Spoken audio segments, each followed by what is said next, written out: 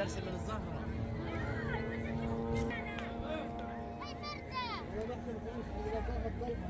حسن حسن حسن تحكي مقابلة.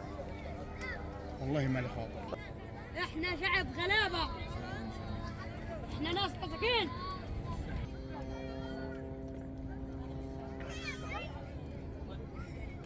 الرحلين لسه توجوا قصف الصخر رفعوا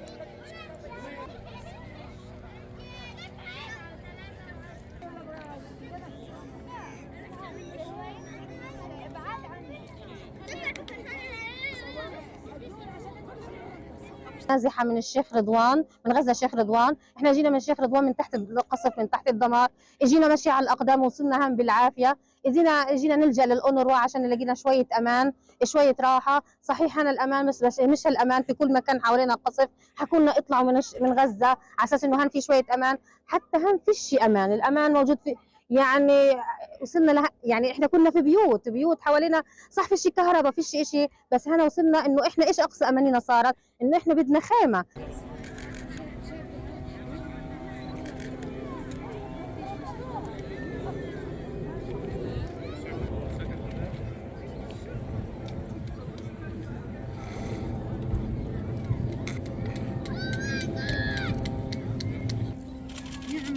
يعملوا لينا المهم وقفوا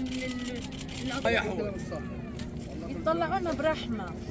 احنا هون عايشين حياه صعبه جدا بالعافيه. يعني ايش اللي بتوزعوه؟ علبه تونه ولا خبزتين ولا شيء؟ ما بكفوا. احنا بدناش اكل، والله ما بدنا اكل، بدنا نرجع لبيوتنا، بدنا تهدئه، بدنا راحه، بدنا امان بكفي. لعب فينا سياسه، احنا بدنا بكفي لعب السياسه هذا.